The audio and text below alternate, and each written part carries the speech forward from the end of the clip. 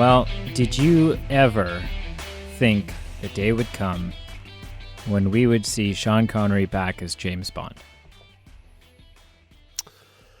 I mean, since we have Wikipedia and the internet, I did see it coming because we just knew it was a fact. But the appropriate response was never. I passed you. You the didn't ball. let me. You didn't let me you finish. Licked it and then put it on the floor. You didn't let me finish. I was going to say Right. I saw it coming, but I never wanted it to come. Oh, okay. Yeah. You also could have said, "Well, never say never." Oh, yeah, that's true. But that would have been a little on the nose. I could have said it and then winked at the camera. It feels inappropriate to say welcome back because when you say welcome, I feel like there's connotations around that. You say welcome and you're implying that people have arrived somewhere that they would like to be, somewhere they should be happy to be. And if you're watching these 007 films the way that we're watching them, there's nothing happy going on here. There's nothing smile-worthy. There's nothing... Bail me out here. It's a pit of despair. Is what it is. It is a pit. That's for sure. What's in the pit? It's hard to know. Could be feces. Could be human feces. We don't want to know what's in the pit. We just don't. Smells like human feces. We are like marathon runners, and we've hit our wall. We are exhausted. A wall. We are emotionally exhausted, physically exhausted, spiritually exhausted. We say the end must be in sight. We look up, and we're still only on the 15th film of an endless 26 at this point. It could be a wall of human feces. It smells like human feces. Yeah. No. After this, we have one more Roger Moore film, and then on to Timothy Dalton, who I have no expectations for. I don't know whether that's something I should be looking forward to, or if it's time to remove the safety from my air nailer and just go a little wild. He's kind of a wild card. Could be good, could be bad. We don't know. Could be. We don't know. If you're new, run now. Escape. It's as easy as hitting the back button or the X in the top right or left-hand corner, depending on which operating system you use. Neither are sponsors of our show, so it doesn't really make a difference. Yeah. Do I sound bitter? I feel bitter. You do, and yeah, you do. You do. Okay, I am. Yep. Yeah. So that's who says you can't judge a book by its cover. If you're new, we're reviewing all the 007 films. This is number 15 out of what Pete said is a whopping 27. Mm-hmm. Good Lord.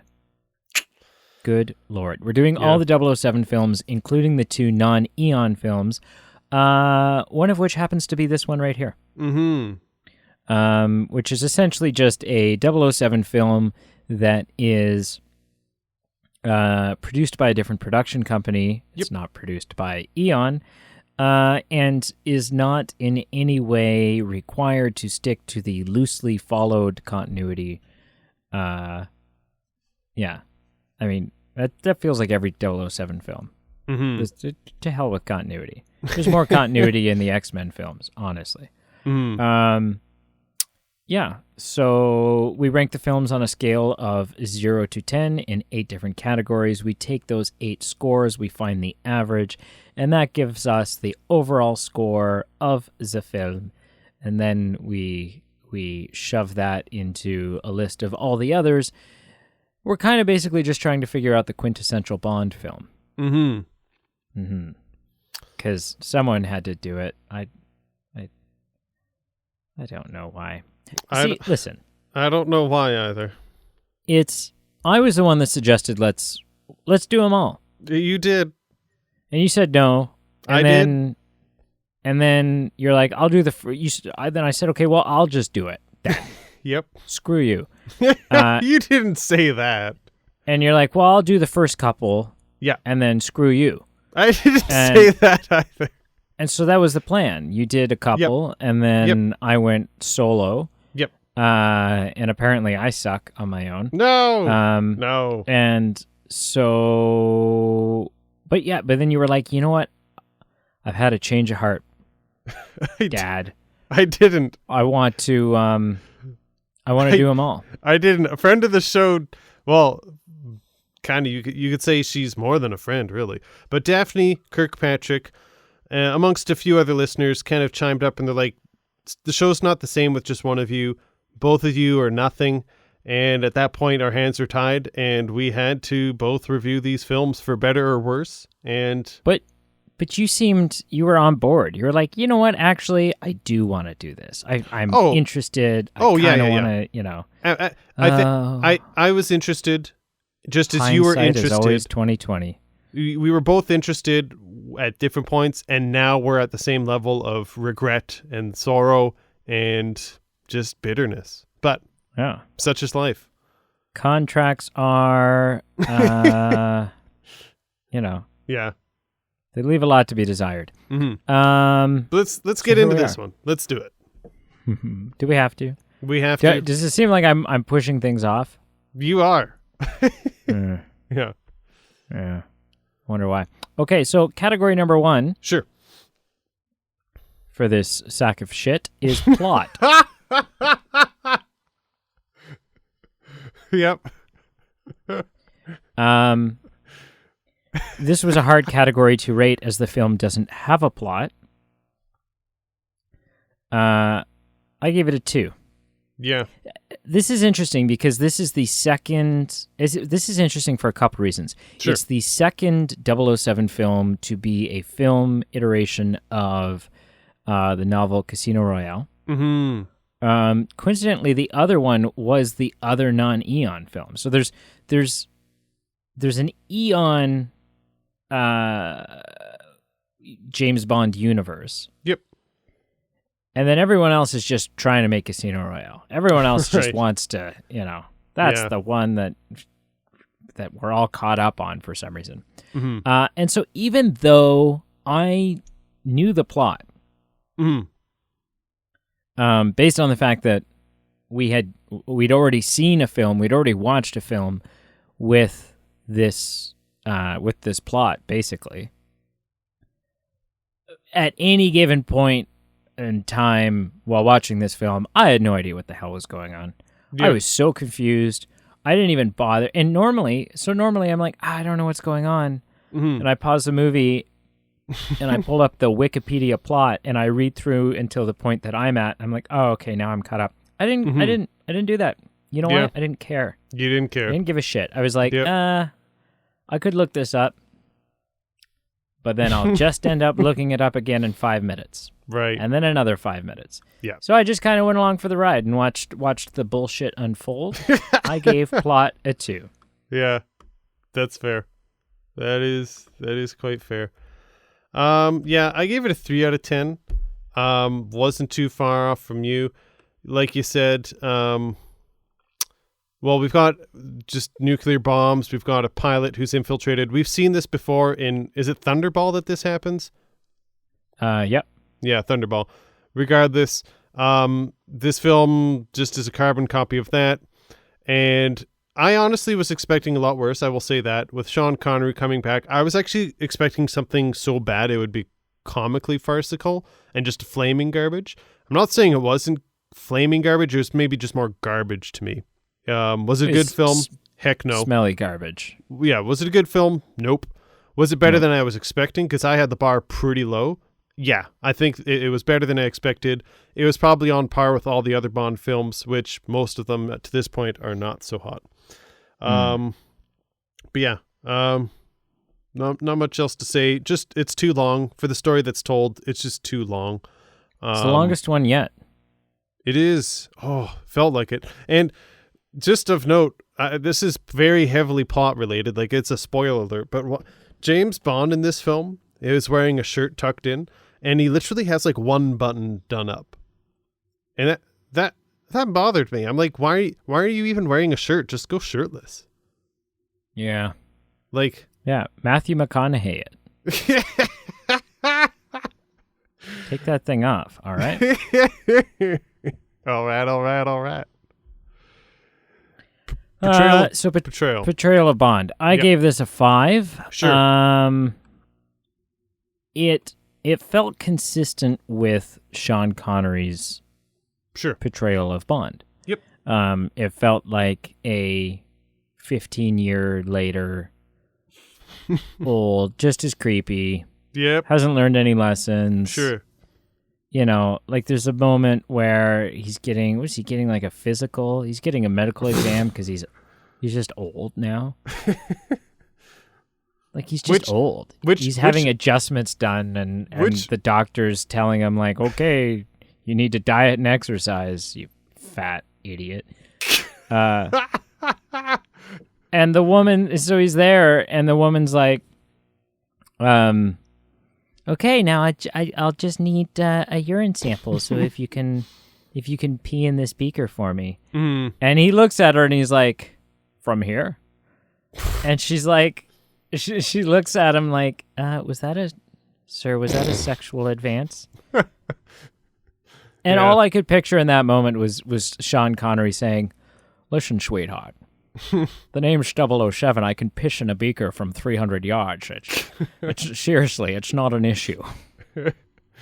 He's so creepy. He is the creepiest of all the 007s we've had. Yeah, I'm not going to fight you on that for sure. Yeah. Of note, this is not the last time by far in the series that we'll see Bond getting a medical exam saying you're out of shape, you drink too much, etc., etc. And also of note, although James Bond is like depicted by Connery seemed old, he's still 3 years younger than Roger Moore. Blech. Yeah. Well, Roger Moore's friggin', he's I don't even, I was going to say popping Viagra's, but that seems irrelevant to the, he's just old. He's old as dirt, man. And he's still picking up the 22-year-olds. So whatever. Like, just nasty. Yeah. Like wet, old dirt. It could be human feces. I think it's just dirt. Anyway, we're back on the same page again. I gave it a 5 out of 10. Honestly, I gave it, like the score it did, it could have been lower. I gave it a high because I am so needing a respite from Roger Moore that I probably received this better than I should have. Not new to a James Bond series, we do have an intercourse scene, but I think new to the series, we had one that was literally a montage. Like it would cue to them, cue to some fish in the sea, cue back to them, cue to a boat, cue back to them, cue to like an ice cream stand down the road. Like it was a full-blown montage that I think we haven't been. Not saying we needed it, not saying I wanted it. I'm not saying I'm not emotionally scarred from it, but I'm just saying it was new. It was also a full-blown sex scene, though. Like this is the sexiest of sex scenes. That's what I mean. That we've had. Like it is like, it's not just like implied or like some sheets are wrinkled and you pan in on them. Like it was like a montage of like the whole thing happening. Like I feel like the author of 50 Shades of Grey saw this scene and thought to themselves, Wonder if I've just had an idea. If I made this, but less crappy. Yeah. If I made something like this, if I made something like this and added some whips and some rope, and there would still be no need for consent because 007 doesn't ask, so Yeah, it's not a big deal. Yeah, I'm not going to go there, but with James Bond, definitely wasn't amazing, but it was a break from Moore, so hey, that's fine. And there wasn't anything happening on a boat to finish off the film, but it did end off on a pool with him saying the title of the film and then winking at the camera, so that's cool, I guess. Do you think they couldn't afford a boat? They blew the budget up to that point, and they're like, yeah, we're just going to have to film this in someone's backyard at their pool, and that's all we got. We have an inflatable boat. A little remote control RC boat. We could use that. You could have sex next to it. You can't. just not the same. Yep. Villains. Villain, yes. I gave this a 2. Wow, okay. Need I say more? No, you don't. Okay. Yeah. No. Who cares? What a bad villain. I'm sorry. I did not enjoy this film. I don't know if that's. I don't want to come across too subtle. I don't want someone to think I did like it when, in fact, it didn't. It wasn't the lemon in the tea that I ordered. But yeah, you're gonna be amazed. This film sucks, but I don't think it sucked as much as I thought it would, and it got an okay score. I'm surprised. I'm interested to see how pissed you're gonna be about it. Okay, well. Villain? I will probably have to get pissed in order to appraise it anywhere near you did. Yeah. Villain, I gave it a pretty high score. So obviously the villain sucked. Like, I looked at myself and I said, what the heck am I watching?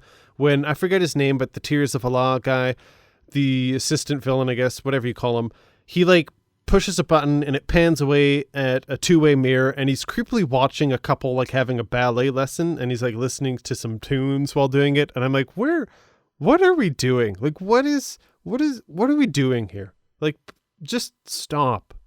Just not you as the character, you should stop, but the creative team, what are we doing?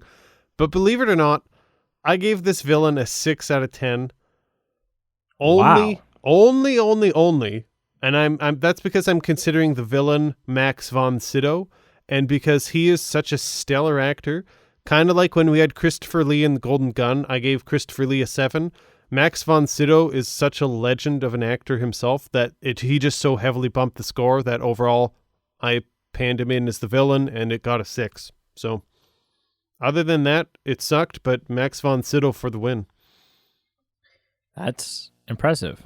Yeah. So gadgets. Mm-hmm.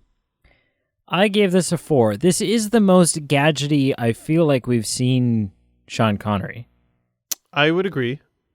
And so that was bringing the score up. I was like, Sure. oh yeah, okay, here we go. Yeah. And then one of his gadgets was a briefcase full of junk food. What the hell was that? Yeah. And then... And it didn't even look good. I was like, is this refrigerated? There's caviar in here. I feel like it's been room temperature for longer than 2 hours. Sure, you guys can have a romantic evening, but in a few minutes you'll be on the toilet because this is not kept well for food safety handling. Yes, sweetheart, we could have a kale salad, or I can offer you a wonderful evening full of food poisoning. Exactly. And I promise to hold your hair while you vomit in the toilet. Which, for all the Sean Connery films, would still probably be the most sincere thing we had seen on film, if that had occurred. Oh, yeah. 100%. Mm-hmm. Gadgets, believe it or not, I gave this a 7 out of 10. Wow. Is that the highest you've ever given gadgets? I think so. And I made a note of this. This might be the best Bond gadget film for me yet. And it's because I did not get a gimmicky feel from it. There's sometimes where we get one good gadget, but then there's a lot of gimmicky crap for me. Just with this one, it was so good. So I got a kick out of those binoculars that we saw. They were very Star Wars New Hope worthy, but I loved the not yet perfected exploding pen, loved the laser watch where he used to break out of handcuffs, and just the personal rocket ships. Those last 3 things were all very cool. They were all very Bond, but I never rolled my eyes or thought they were corny at all. And for that reason, I gave it a 7 out of 10. So, good Lord. Yeah, I know. Fights in action. Sure. I gave it a 5. Cool. Yeah. It was definitely action packed. Sure. But he was old. It seemed like an old fat James Bond fighting. And so, I mean, for being old and fat, he was commendable. Just out of context, he plays James Bond in this film, and literally a couple years later, then he plays Indiana Jones's father in The Last Crusade. Yeah, just literally several years, just a couple of years later. A couple, not 10, not no, not 8, literally a couple. Four? if that. Yeah. Maybe I'm looking. Maybe 6 at the most. 6. Okay. Yeah. Yeah.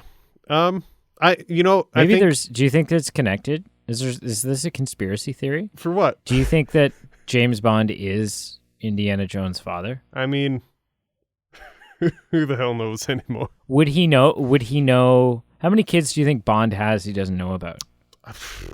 There's a whole podcast series just on that. Yeah. I don't know if I want to listen to that podcast series, but there is a podcast series on that. Yeah. Mm-hmm. We're on the same page. I'm like how we're gelling. I gave a 5 out of 10 to fights in action. There was one scene that I actually really enjoyed where Bond was fighting a henchman at that health clinic. And there was something that was actually choreographed and kind of visualized in a fun way where they're having a fight and they join a group of people watching a boxing match, and like their ebbs and flows and they're throwing punches to each other align with this boxing match. And so no one really hears this fight going on. And it was just kind of clever and witty. And I was like, hey, for what this film is, I'm surprised that there was a scene that I appreciated. And the scene concluded with James Bond throwing his urine at a henchman and it like burned his eyes out. Like, it was literally the scene from Indiana Jones where like the Nazi guy melts. Like, that's literally what happened. Which makes me that much more curious on the test results from when he peed in that beaker. Yeah. There's something with his pH, I think. Yeah. Is maybe a little off. Yeah. But beyond that scene, it was pretty rank. I mean, there was a lot of fight sequences that I felt like should have lasted 2 seconds, lasted 40 minutes, what it seemed like.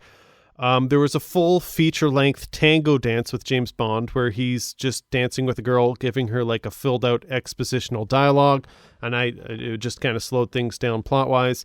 And for me, the cherry on the cake was a very unrealistic, very poorly visualized cinematic effect where Bond is with the Bond girl on a horse, and they jump off what seems to be like a 5 to 6 story building into water, and it just didn't look real. It looked awful, and it wasn't very realistic, and just everything about it just stunk like garbage rotting on your porch that you've left for a few weeks and a dog urinates on. Yeah. Most likely garbage. Could be human feces.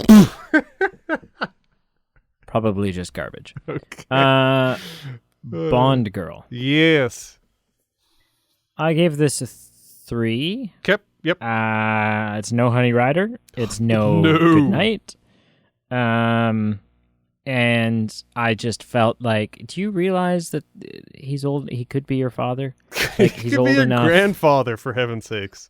To, like, you're gonna want to party all night and have sex with him.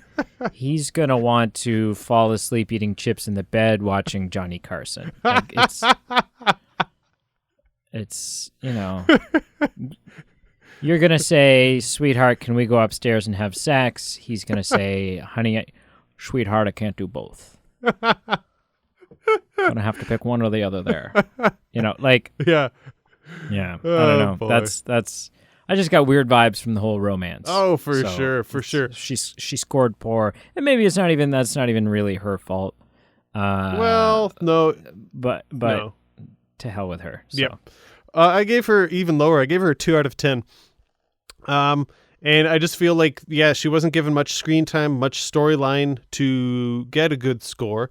And my only note of significance was Domino at the end of the film, in the conclusion when they're at this pool, not in a boat, but in a pool.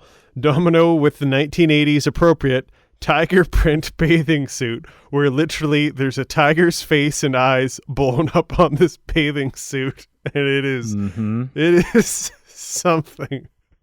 Mm-hmm. Oh, baby. Yeah. 2 out of 10. 2. Cool. Yeah. Supporting characters. Mm-hmm.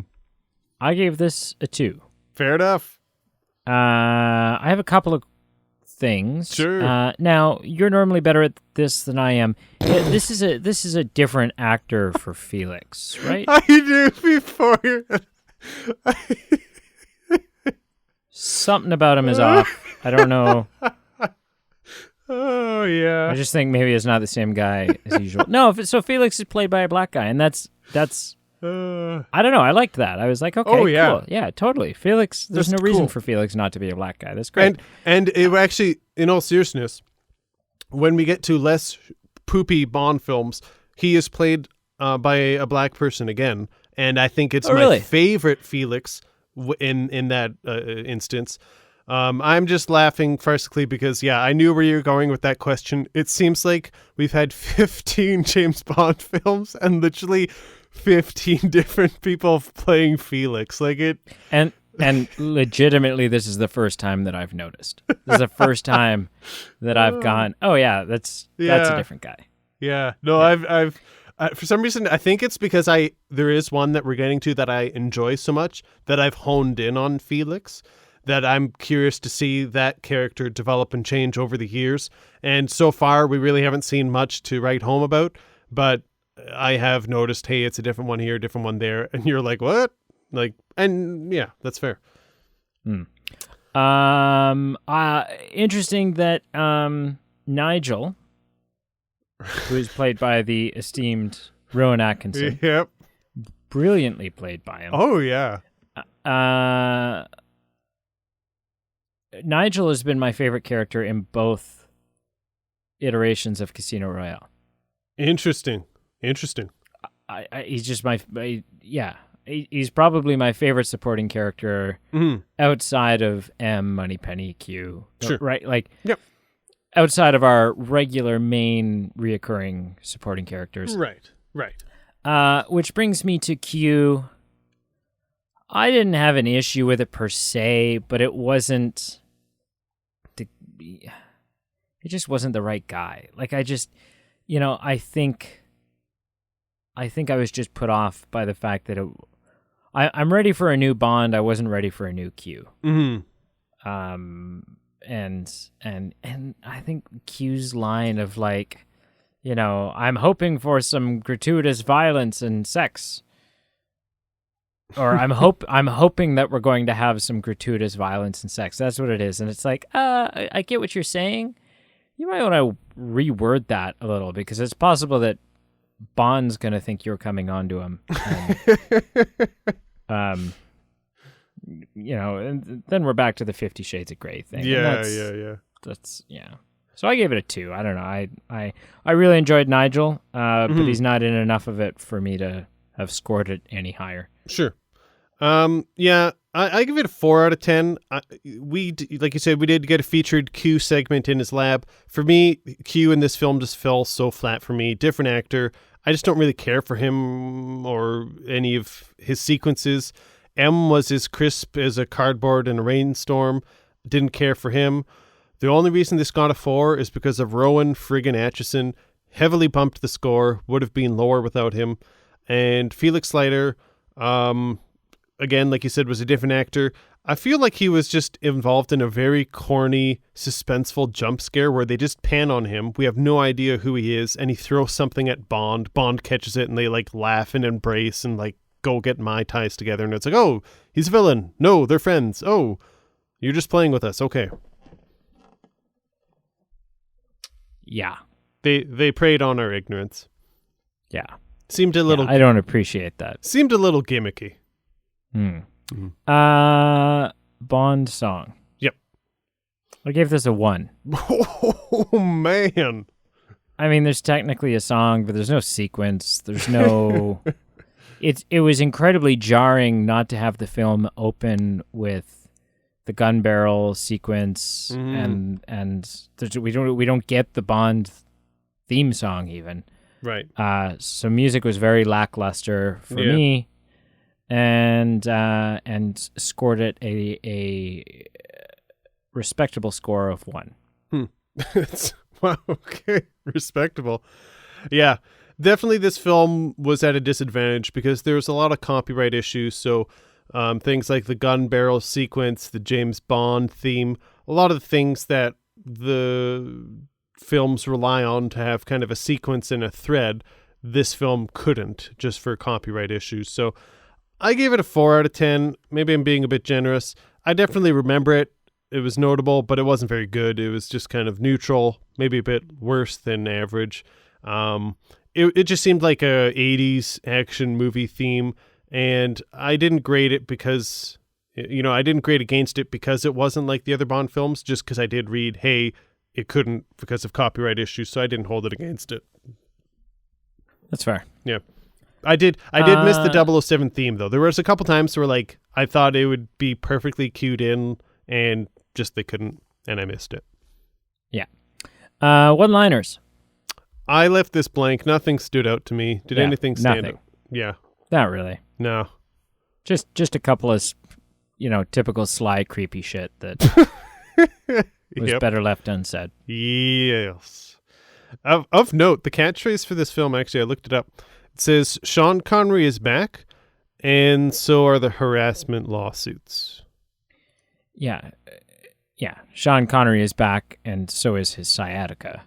And, yep. Yeah. He's back, but it's not a strong back. It's kind of a hunched over, pained back. Oh boy. So if I score all that up, this gets a 3. Wow. Where does that rank on your scale? The worst score I have ever given. It's the worst? Yeah. Wow. Okay. Yeah. Wow. I'd rather watch For Your Eyes Only. This was a shit film, man. What can I ask you a question? This or Thor: The Dark World? Thor: The Dark World. You would rather rewatch Thor: The Dark World? Yeah. Yeah. Heaven, holy hell! Wow. Yeah. I'm Human speechless. Feces. I'm speechless. It's just garbage. Well, yeah, it is. Yeah, I gave it a little bit higher. I gave it 4.5 out of 10. So below middle of the road, which would be a 5. I'm trying to do a quick scan. There is 1, 2, 3, 4. I think 4 that ranked lower than this. Okay. But it's pretty poopy. Again, I think a lot of its points came from me expecting, I thought it was going to be comically bad, and it wasn't. It was just bad. True. Mm-hmm. Yeah. Like, it just I was sucked. expecting something just so horribly bad. Just, yeah. Like when I read the reason it's called Never Say Never Again, it had to do with like just a spoof on Sean Connery saying he would never play James Bond again. So right. when you're making the title just a spoof on the other James Bond films, I was expecting like this isn't even going to be a serious film. No, it was. It tried to be. Yeah. Where do you think this film ranked on the tomato meter? Bottom 10. Middle 10. What? Okay, what options are left? Okay, you've got 12, 14, 17, 18, and that's it. 18.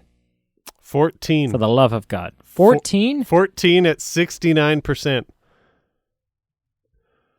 So on the tomato meter, it is better than I'm gonna throw up. It's better than Live and Let Die on the tomato meter. This is disgusting. It's literally 3 times than the Casino Royale, which I know we're classifying as different, but was still your favorite so far. Yeah. Mm-hmm. I'm so done. But the thing is, you're not. There are more to go. I'm not. I got so much more to go. I'm over halfway. Yay. Yay. Okay, well, I put this thing in an envelope, strap a bomb to it, and stick it in a United States mailbox. Yep. Please like, follow, subscribe on our links below on Facebook, Instagram, and Twitter if you haven't done so already. That's where you can get our new information that we send out on our links, and that's also where we have our votes where you can influence what films we review next.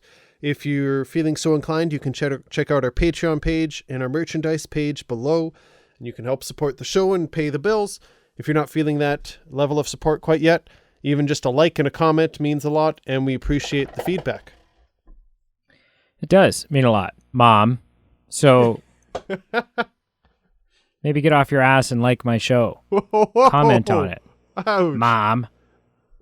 I'm just kidding. I love my mom. She knows that. She also doesn't listen to the 007 episode. So I can basically say, my mom cooks a real dry turkey or any of these things. Right. And there's no repercussions whatsoever. Yep. I don't think she listens to... I can't imagine. She hasn't seen the films, so... Guess we'll find out. Maybe we should end this. Let's end this. Sure.